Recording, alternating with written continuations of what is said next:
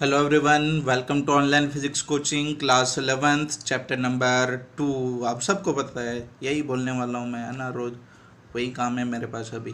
Lecture number 2.3।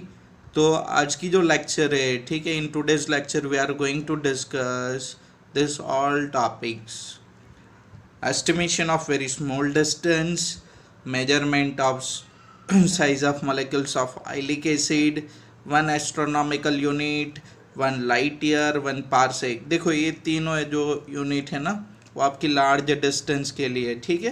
तो उनको वहाँ पे हम डिफाइन करेंगे। ओके दोस्तों, तो देखो यहाँ पे स्मॉल डिस्टेंस मेजरमेंट की बात है, ठीक है। और स्मॉल डिस्टेंस मेजरमेंट के अंदर हम क्या कंसिडर करेंगे? मॉलिक्यूल्स कंसिडर करेंगे या तो एटम की साइज कंसिडर करेंगे। तो अपनी जो नॉर्मल ऑप्टिकल माइक्रोस्कोप होती है, ठीक है, तो ऑप्टिकल माइक्रोस्कोप से आप size of the molecules measure नहीं कर पाते। क्यों? क्योंकि आपकी जो ऑप्टिकल माइक्रोस्कोप के अंदर क्या यूज़ होगी? लाइट यूज़ होगी, और लाइट की जो वेवलेंथ है वो कितनी होती है? 4000 एंगस्ट्रॉम टू 7000 एंगस्ट्रॉम। और ये याद रखो कि आपकी लाइट की वेवलेंथ से जितना भी डायमेंशन कम होगा ना, वो ऑप्टिकल माइक्रोस्कोप से मेजर नहीं होगा। क्योंकि आपकी मॉलिक्यूल्स की साइज कौन सी रेंज में होती है? 10⁻⁻8 टू 10⁻10 मीटर, ठीक है। और आपकी लाइट की वेवलेंथ है, यहाँ पे देखो आपको बोली है ना, 4000 angstrom to 8000 angstrom, 7000 angstrom. Clear? तो आपकी जो ऑप्टिकल माइक्रोस्कोप होगी वो इनसे स्मॉल मेजरमेंट नहीं निकाल पाएगी, ठीक है। ये वाली रेंज में ही वो मेजर करके आपको डायमेंशन दिखाएगी, इनसे स्मॉल रेंज में वो मेजरमेंट करके नहीं दिखा सकती। क्लियर? मिनिमम मेजरमेंट कितना कर पाएगी? ये वाला, ठीक है। आपको पता है 4 × 10⁻⁻7 मीटर मिनिमम मेजरमेंट होगी, मतलब in the range of -7 metre आप मेजरमेंट निकाल सकते हो थ्रू द ऑप्टिकल माइक्रोस्कोप, ठीक है। तो फिर भी उनको आपको मेजर करना है 10⁻⁻8 टू 10⁻10 मीटर। तो आप क्या करोगे? तो ऑप्शन लेके आए हम, ठीक है। कि फिर ऑप्शन में क्या आ गया कि आपकी ड्यूअल नेचर प्रूव हुई, इलेक्ट्रॉन की भी कौन सी नेचर प्रूव हुई? वेव नेचर, मतलब उनके पास भी वेवलेंथ होगी, और उनकी जो रेंज थी वो कौन सी रेंज में थी? 10⁻⁻10 मीटर।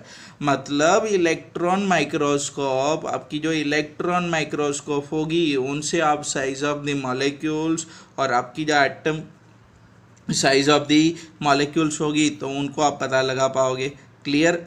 और इनसे ना आपकी मॉलिक्यूल, आपकी मटेरियल के अंदर जो मॉलिक्यूल्स होगी उनका भी आप स्टडी कर लेते हो, लेकिन कौन सी माइक्रोस्कोप? Electron microscope.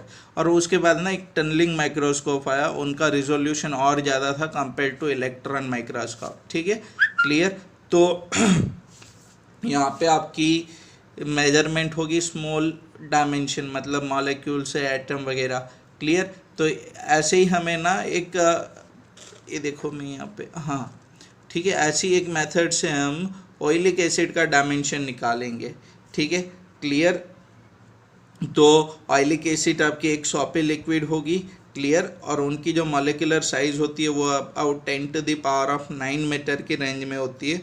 तो उनको एक कैलकुलेशन से हम निकालेंगे वहाँ पे size of the oleic acid, मतलब कि इनडायरेक्ट मेथड में आपकी इनडायरेक्ट मेजरमेंट होगी वहाँ पे to measure the dimension of oleic acid. चलो तो वो देखते, वो मेथड मैं एक्सप्लेन करूँ उनसे पहले आपको थोड़ा प्रैक्टिकली मैं समझा देता हूँ, ठीक है। चलो तो वहाँ पे आप ध्यान देना।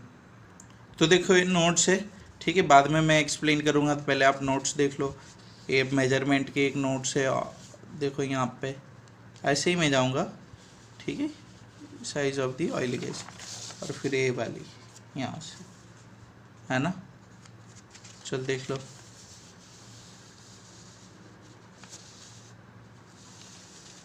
क्लियर? चलो अब मैं एक्सप्लेन।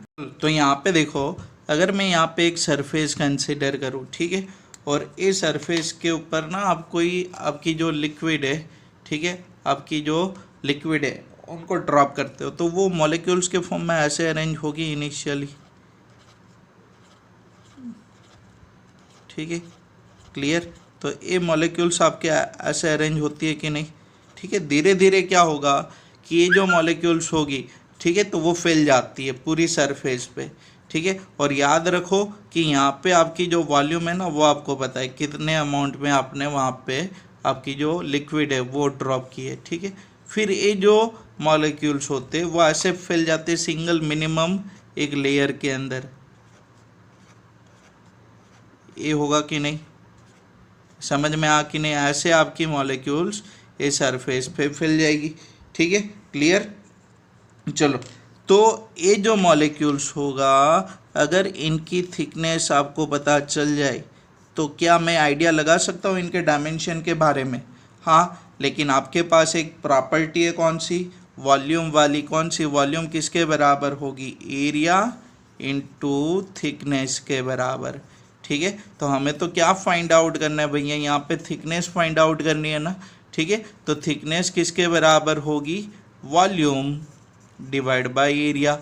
तो मैंने आपको बोला यहाँ पे आपको वॉल्यूम पता था, तो आप बोलो कि सर इनका एरिया कैसे निकाले। अब देखो एरिया आपको जो निकालना है ना वो कैसे निकालोगे आप, ग्राफ पेपर से।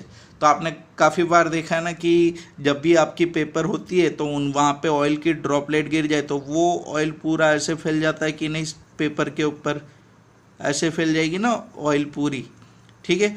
तो ये जो ग्राफ पेपर अगर मैं यहाँ पे रखूँ या तो ग्राफ पेपर के अंदर मुझे ये जो ऑयल का जो स्प्रेडेड एरिया है वो मिल जाए तो एरिया मैं यहाँ पे अप्लाई कर सकता हूँ कि नहीं। देखो मैं आपको करके दिखाता हूँ। देखो यहाँ पे मैं एक वाटर की ड्रॉपलेट गिरा रहा हूँ, ठीक है। तो वो फैलेगी और वहाँ पे आपको ये स्प्रेड होगी। तो वैसे ही यहाँ पे आपकी ये सारी ऑयल जो स्प्रेड हुई ना उनका एरिया मिल सकता है, ठीक है, ग्राफ पेपर से। देखो ये मानो कि एक वाटर की ड्रॉपलेट गिरी, ठीक है। ये देखो ये आपकी ड्रॉपलेट है कि नहीं, यहाँ पे वाटर की है कि नहीं, ये वाटर की ड्रॉपलेट है। तो अभी देखो अगर आप इनके ऊपर ग्राफ पेपर रखो या तो अगर मान वैसे ही ये जो आपकी ऑयल की लेयर बनी हुई है ना उनके ऊपर ग्राफ पेपर रखो तो आपको ग्राफ पेपर के ऊपर क्या मिलेगा, पूरा एक इम्प्रेशन मिलेगा कि नहीं। और वो इम्प्रेशन से आप क्या कर पाते हो, उनका एरिया फाइंड आउट कर पाते हो। देखो ये वाटर कहाँ तक गिरा, कितना स्प्रेड हुआ, ये आपको अभी दिख रहा है कि नहीं, ठीक है। ये देखो ये पेपर पे स्प्रेड हुआ। ऐसे ही अगर वो ग्राफ पेपर पे स्प्रेड होता है तो आपकी ग्राफ पेपर के ऊपर ऐसे मार्क बना के रखी होती है ना, ये वाली, ठीक है, ऐसे मार्क करके रखी होती है। तो वहाँ पे आपको एरिया मिल जाएगा कि भाई इनका एरिया कितना होगा, क्लियर। तो एरिया वैसे ग्राफिकल मेथड से मिलेगा आपको, ग्राफ पेपर से मिलेगा, तो एरिया वहाँ से मिलेगा। और वॉल्यूम तो आपने बोला था कि यहाँ पे आपने कितना ऑयल ऐड किया आपको, तो यहाँ पे आपको थिकनेस भी मिल जाएगी, आपको वॉल्यूम और एरिया मिल जाएगा, ठीक है। चलो इनको अब समझते। तो देखो आपको क्या करना है, 1 cc मतलब पता है ना आपको, 1 सेंटीमीटर क्यूब, कितना, 1 cc मतलब 1 सेंटीमीटर क्यूब ऑयलिक एसिड लेनी है, ठीक है। ये ऑयलिक एसिड आपका, और 19 cc आपकी क्या होगी, अल्कोहल मतलब 19 सेंटीमीटर क्यूब, ठीक है। इन दोनों को आप मिक्स्ड करो तो आपकी क्या बनेगी, 20 cc सॉल्यूशन बनेगी, ठीक है। और ये सॉल्यूशन के अंदर कौन होगा, 1 cc ऑफ ऑयलिक एसिड या तो 1 centimetre cube of oleic acid and 19 centimetre cube of alcohol. तो ये क्या बनेगा, 20 सेंटीमीटर क्यूब आपकी सॉल्यूशन मिलेगी, ठीक है।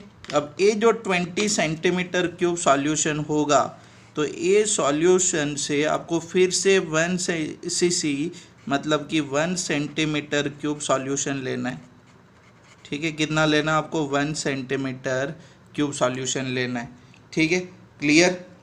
और फिर से उनको कहाँ पे डाइल्यूट करना है, अल्कोहल के अंदर। कितने अल्कोहल के अंदर, 19 cc अल्कोहल के अंदर। कितने अल्कोहल के अंदर, 19 cc ऑफ अल्कोहल के अंदर, ठीक है। तो ये फिर से क्या बन जाएगा, 20 cc सॉल्यूशन बन जाएगा, क्लियर। तो ये जो सॉल्यूशन आपका बनेगा ना 20 cc सॉल्यूशन, उनको हम प्रैक्टिकल के लिए यूज़ करेंगे, ये वाले 20 cc सॉल्यूशन को।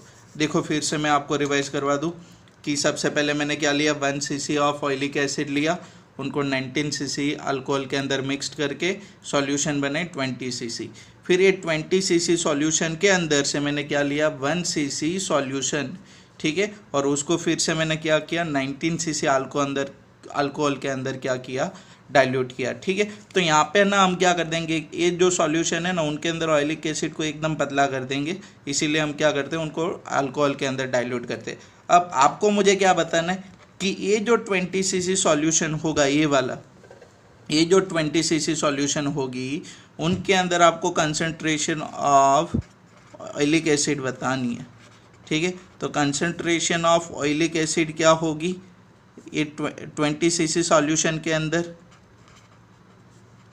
चलो बताओ तो आप बोलो कि सर पहले देखो ये 20 cc सॉल्यूशन था, उनके अंदर कितना ऑयलिक एसिड था 1 cc, तो यहाँ पे मैं ऐसे लिख सकता हूँ कि 20 cc सॉल्यूशन के अंदर कितनी ऑयलिक एसिड थी 1 cc।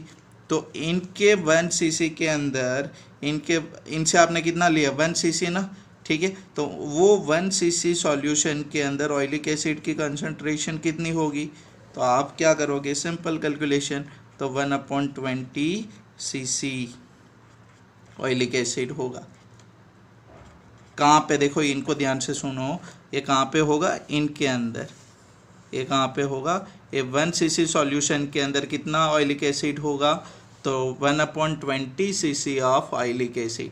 आपने तो क्या किया, फिर से ये 1 cc सॉल्यूशन को किसके अंदर मिक्स्ड किया 19 cc के अंदर, किसके अंदर मिक्स्ड किया 19 cc के अंदर। ठीक है, मतलब कि ये 20 cc सॉल्यूशन के अंदर, ये 20 cc सॉल्यूशन के अंदर ऑयलिक एसिड कितना है 1/20 cc ऑफ ऑयलिक एसिड है कि नहीं, आपने अभी कैलकुलेट किया कि नहीं। ठीक है, तो इनका 1 cc होगा, उनके अंदर ऑयलिक एसिड कितना होगा, तो देखो यहाँ पे, तो ये 20 cc सॉल्यूशन के अंदर, ये 20 cc सॉल्यूशन के अंदर कितना ऑयलिक एसिड है 1/20 cc। ये कौन है आपकी ऑयलिक एसिड, ये कौन है आपकी ऑयलिक एसिड। आप फिर वहाँ से कितना निकालोगे 1 cm³ निकालोगे। ठीक है, तो वो 1 cc के अंदर कितना ऑयलिक एसिड होगा, तो 1/20 × 20 cc of oleic acid. Clear, समझ में आ कि नहीं। तो मतलब अभी जब ए 20 cc सॉल्यूशन के अंदर से अब कितना निकालोगे 1 cc सॉल्यूशन, तो वो 1 cc सॉल्यूशन के अंदर आपकी जो ऑयलिक एसिड होगी, वो ऑयलिक एसिड कितनी होगी 1/20 × 20, या तो आप बोल सकते हो 1/400 ऑयलिक एसिड होगा यहाँ पे सीसी के अंदर। क्लियर, इतना समझ में आ कि नहीं। अभी मैंने आपको बोला ये वाला सॉल्यूशन आपको यूज़ करना है ना, और याद रखो कि ये पर सीसी सॉल्यूशन है, पर CC solution, CC of solution. Clear, चलो अब यहाँ से हम ड्रॉपलेट ऐड करेंगे। देखो नेक्स्ट, मानो कि एक ट्रफ मैं यहाँ पे कंसीडर करूँ, और ये ट्रफ के अंदर ना अपने लिक्विड को वाटर फिलअप करके रखा है। इनके अंदर क्या फिलअप करके रखा है, वाटर फिलअप करके रखा है। ये आपकी वाटर है ना, ठीक है। और आप फिर क्या करते हो कि ये वाटर के ऊपर यहाँ पे हल्के से ना लाइकोपोडियम पाउडर को स्प्रिंकल कर देते हो, ठीक है। क्लियर, अब फिर क्या करना है आपको कि ये जो सॉल्यूशन था आपका, कौन सा वाला, ये वाला सॉल्यूशन, ये देखो ये सॉल्यूशन, ठीक है। वहाँ से आपको ऑयलिक एसिड की ड्रॉप यहाँ पे है, आपको क्या करना है कि आपको इनके ऊपर ऑयलिक एसिड की ड्रॉप डालनी है यहाँ पे ऐसे। तो ये जो ऑयलिक एसिड यहाँ पे जब भी ये लाइकोपोडियम पाउडर के ऊपर गिरेगा, ठीक है, एकदम हल्के से, तो ये जो ऑयलिक एसिड होगा वो इनके ऊपर स्प्रेड करेगा। और दूसरी बात यहाँ पे याद करो कि ये जो आपका सॉल्यूशन था ना, उनके अंदर कितना था 20 × 20 cc ऑफ ऑयलिक एसिड, ठीक है, पर सीसी सॉल्यूशन। समझ में आ कि नहीं। तो आपका इनके अंदर अल्कोहल भी होगा ना, लेकिन जैसे ही आपकी ड्रॉप गिरेगी ना, तो थोड़े टाइम के बाद यहाँ से आपकी अल्कोहल क्या कर जाएगी, वेपराइज्ड कर जाएगी, ठीक है। तो ये जो लाइकोपोडियम पाउडर होगी उनके ऊपर जो भी स्प्रेड करेगा वो खाली आपका क्या होगा, ऑयलिक एसिड होगा, और उनकी एक मॉलिक्यूलर फिल्म बन जाएगी पर्टिकुलर कोई थिकनेस वाली। तो ऐसे आपको कितने ड्रॉप्स ऐड करने, तो मानो कि आप कितने ड्रॉप्स ऐड करते हो, मानो कि आपने n ड्रॉप्स ऐड किए, ठीक है, n ड्रॉप्स ऐड किए और हर एक ड्रॉप का वॉल्यूम कितना है, v के बराबर। कितना वॉल्यूम है, v के बराबर। तो टोटल यहाँ पे जो आपकी ड्रॉपलेट ऐड होगी उनका टोटल वॉल्यूम क्या होगा, ठीक है, तो वो क्या बनेगा, वॉल्यूम ऑफ एन ड्रॉप बनेगा। और एक कौन है, आपकी सॉल्यूशन की ड्रॉपलेट्स है ना, क्लियर। तो वो क्या बनेगा, n V centimetre cube, clear. चलो, तो ये जो एन वी सेंटीमीटर क्यूब आपकी सॉल्यूशन यहाँ पे ऐड होगी, उनके अंदर ऑयलिक एसिड कितना होगा, उनके अंदर ऑयलिक एसिड कितना होगा। तो आप बोलो कि सर हमें पर सीसी सॉल्यूशन पता है, तो इनसे निकल सकता है ना, हाँ, सेंटीमीटर क्यूब मतलब याद रखो सीसी, ठीक है। तो आप बोलोगे कि सर वही सॉल्यूशन की अगर 1 सीसी ऑयल सॉल्यूशन है, ठीक है, तो वो 1 सीसी के अंदर ऑयलिक एसिड कितना आपका, ऑयलिक एसिड इतना है ना आपका, ठीक है, ये आपने ही कैलकुलेट करके भेज दिया था मुझे। और ये तो कितना है, n V centimetre cube, CC मतलब सेंटीमीटर क्यूब, तो उनके अंदर कितना होगा, तो आपको मिल जाएगा, कैलकुलेट करो। तो n V divide by 20 × 20 centimetre cube आपकी ऑयलिक एसिड होगी, ठीक है। मतलब यहाँ पे आपकी ट्रब के ऊपर जो वाटर है उनके अंदर ऑयलिक एसिड कितना होगा, n V divide by 400, n V divide by 400 centimetre cube आपकी क्या होगी, ऑयलिक एसिड होगी वहाँ पे। समझ में आ कि नहीं, तो आपको अमाउंट ऑफ ऑयलिक एसिड मिल गया यहाँ पे, क्लियर। जो ये आपकी वाटर की सरफेस के ऊपर आपका जो पाउडर है उनके ऊपर क्या करेगा, स्प्रेड करेगा, ठीक है। फिर आप क्या करोगे, आपको वॉल्यूम मिल गई, आपको क्या मिल गई, वॉल्यूम मिल गई, ठीक है। तो जब भी यहाँ पे आपकी ऑयलिक एसिड स्प्रेड करेगी तो उनकी एक मिनिमम थिकनेस बनेगी ना फिल्म की, ठीक है। और जब स्प्रेड करेगी तो यहाँ पे एरिया भी मिलेगा। तो एरिया आप कैसे निकालोगे, बाय यूजिंग ग्राफ पेपर। मैंने बोला था आपको कैसे यूज़ करना है, कि हल्के से ग्राफ पेपर को इनकी सरफेस के ऊपर रखो, हल्के से रखना है।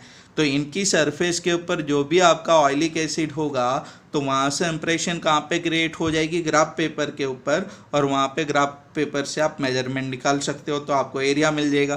तो आपको इन शॉर्ट आपके पास वॉल्यूम भी आ गया, ठीक है, यहाँ पे आपने कितना वॉल्यूम ऐड किया, और ग्राफ पेपर से आपको क्या मिल जाएगा, एरिया भी मिल जाएगा।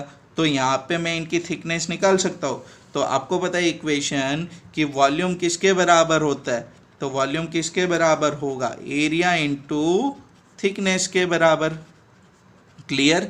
चलो, तो थिकनेस क्या होगी, टी, तो वॉल्यूम डिवाइड बाय एरिया बनेगा, ठीक है। वॉल्यूम किसका, जो ऑयलिक एसिड आप यहाँ पे आपने ऐड किया, ठीक है। और ऑयलिक, देखो अल्कोहल नहीं, सॉल्यूशन नहीं, मैं खाली ऑयलिक एसिड की बात कर रहा हूँ। तो आपने एन सॉल्यूशन ऐड किया था ना, वो एन सॉल्यूशन के अंदर ऑयलिक एसिड कितना था, एन डिवाइड बाई 400, ठीक है। तो volume of oleic acid film, clear, कौन सी volume, volume of oleic acid film divide by area of the film, ठीक है। या तो मैं यहाँ पे बोल सकता हूँ कि volume of oleic acid added, ठीक है, जितना ऐड किया उतना वॉल्यूम, तो वो कितना आपको पता है, एन वी डिवाइड बाई 400, ठीक है। और एरिया इनका मैं मानो कि एज्यूम कर लूँ कितना मिला, ए के बराबर। तो ये थिकनेस आपकी कौन से यूनिट में मिलेगी, आपको सेंटीमीटर के अंदर। तो ये देखो आपको ऑयलिक एसिड की जो मॉलिक्यूल्स होगी तो उनकी आपको क्या मिल गई, थिकनेस मिल गई, मतलब उनका डायमेंशन मिल गया, डायमीटर मिल गया कि नहीं, ठीक है। तो ऐसे आप क्या निकाल सकते हो कि आपकी एक मेथड बोल समझे आपको, कि ऑयलिक एसिड जो एकदम स्मॉल जो स्मॉल मॉलिक्यूल्स है तो उनकी भी आप डायमेंशन निकालते हो, इनडायरेक्ट मेथड। ये कौन सी मेथड हुई आपकी, इनडायरेक्ट मेथड। समझ में आ कि नहीं, क्लियर। और आपको पता है आपकी मोनोमोलिकुलर होती है, ठीक है, तो उनका डायमीटर ही उनका क्या बनेगा, थिकनेस बनेगा, क्लियर। समझ में आ कि नहीं। चलो, अगर आपको समझ में ना आया हो, ठीक है, तो आप कमेंट करके मुझे बता सकते हो, मैं आपको लाइव लेक्चर करके इनको एक्सप्लेन करूँगा, ठीक है। चलो फिर नेक्स्ट टॉपिक। नेक्स्ट टॉपिक है अपना रेंज ऑफ लेंथ। ठीक है, तो यहाँ पे पर्टिकुलर ना हमें 3 डेफिनेशन डिस्कस करने which are use to measure large distance. ठीक है, तो आपको पता है कि आपकी जो मॉलिक्यूल्स होगी उनकी साइज़, या तो मैं बोलूँ आपका जो एटम होता है, ठीक है, न्यूक्लियस, और कोई भी ऑब्जेक्ट होगा तो मिनिमम साइज़ है, मैक्सिमम साइज़ की बात करूँ तो मिनिमम साइज़ कौन सी रेंज में बनती है अपने पास, जो भी है 10⁻⁻14 मीटर। और आपको पता है मैक्सिमम कितना होगा कि आपका जो यूनिवर्स है, आपको जो ऑब्जर्वेबल यूनिवर्स है उसके बराबर। ठीक है, तो स्मॉल मेजरमेंट भी आपको माइक्रोस्कोपिक लेवल पे भी देखना है, आपको मैक्रोस्कोपिक लेवल पे भी देखना है।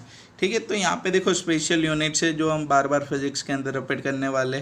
ठीक है, तो एक तो फर्मी है, 1 फर्मी इज इक्वल टू, याद रखो, 10⁻⁻15 मीटर होगा। In 1 angstrom is equal to 10⁻⁻10 metre होगा। क्लियर। तो अभी लॉन्गर यूनिट है उनकी बात करते। तो देखो फर्स्ट आपकी कौन से, 1 एस्ट्रोनॉमिकल यूनिट।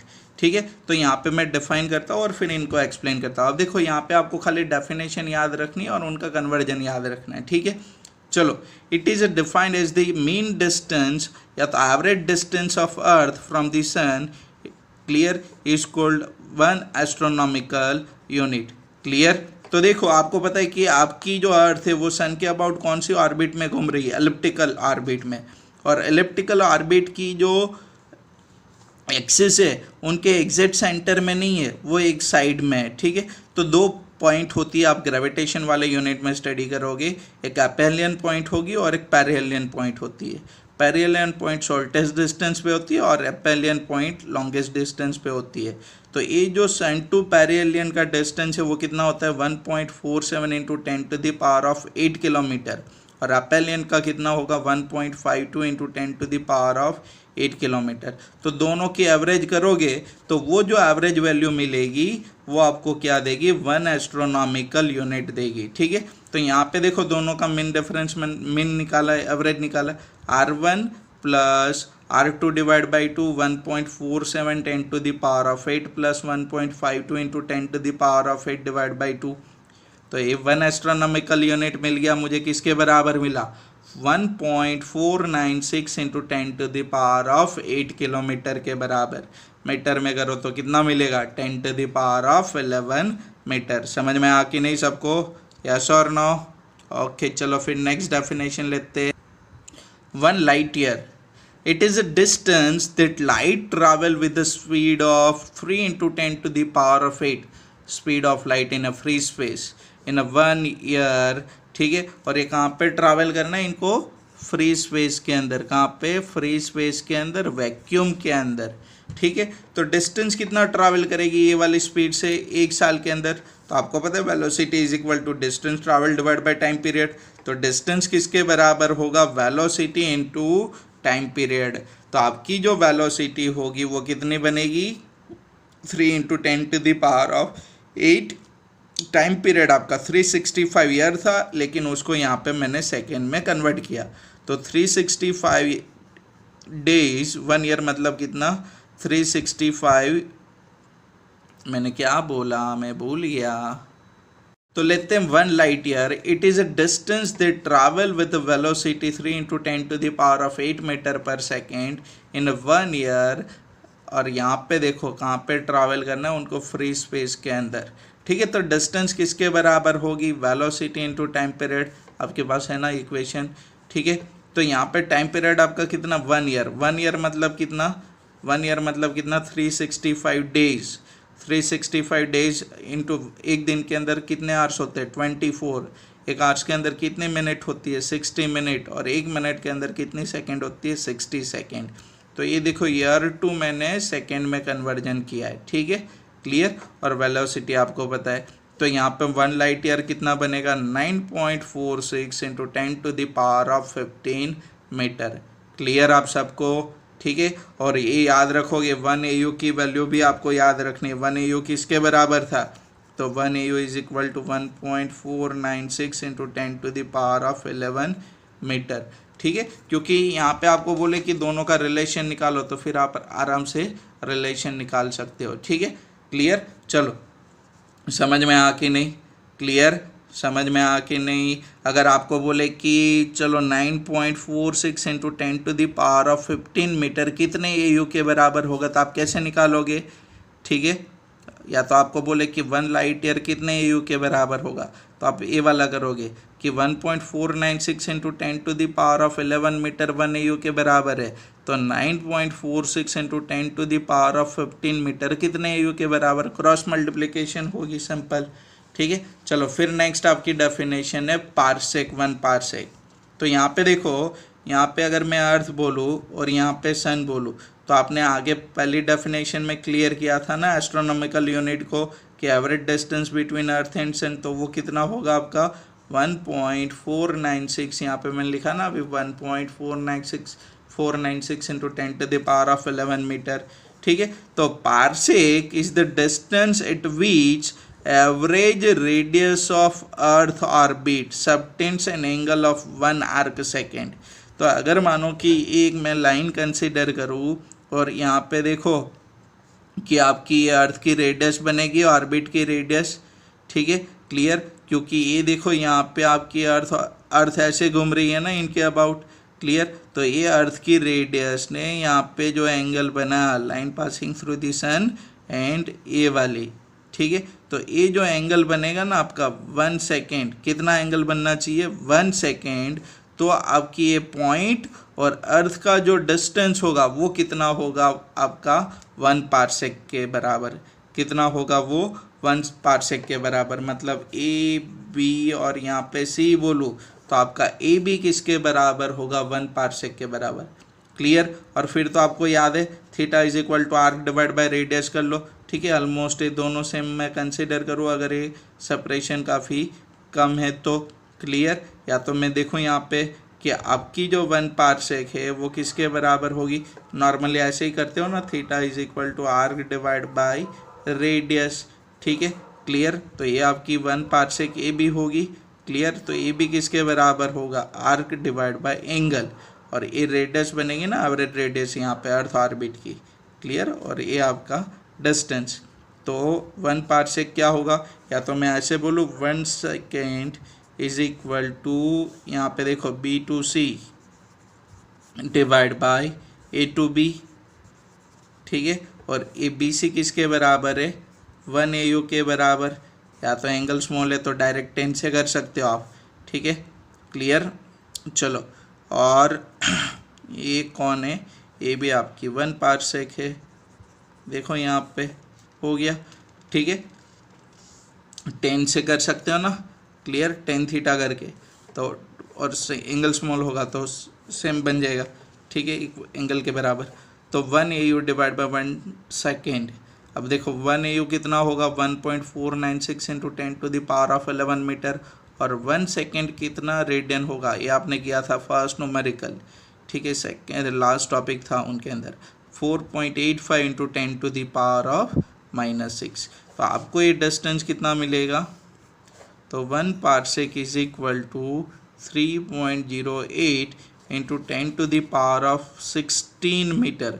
देखो AU के अंदर 10⁻11 मीटर था, लाइट ईयर के अंदर 15 मीटर था, इनके अंदर कितना है 16 मीटर है, मतलब तीनों में ये सबसे लार्जेस्ट यूनिट हुई। ठीक है, क्लियर, और एस्ट्रोनॉमी के अंदर सबसे लार्जेस्ट यूनिट कौन सी मानी जाती है, ये आपकी पारसेक को। क्लियर, चलो यहाँ पे और भी कन्वर्जन दिया आपको तो वो देख लो आप। 1 inch is equal to how much metre. ठीक है, फीट के अंदर दिया, यार्ड के अंदर माइक्रोमीटर, एंगस्ट्रॉम, नैनोमीटर है, फर्मी है। ठीक है, मिलीमीटर है, सेंटीमीटर है। ठीक है, तो ये कन्वर्जन के लिए आपको याद रखने सारे यूनिट। सबको समझ में आया कि नहीं? ठीक है, ओके। अगर आपको कोई भी डाउट हो तो मेरे कॉन्टेक्ट नंबर है ना आपके पास, ये रही 8320326921, इनके ऊपर आप व्हाट्सएप कर सकते हो। और आपको नोट्स की PDF चाहिए तो भी आप व्हाट्सएप करो, मैं आपको PDF वहाँ पे दे दूँगा। ठीक है, okay, bye, have a good day.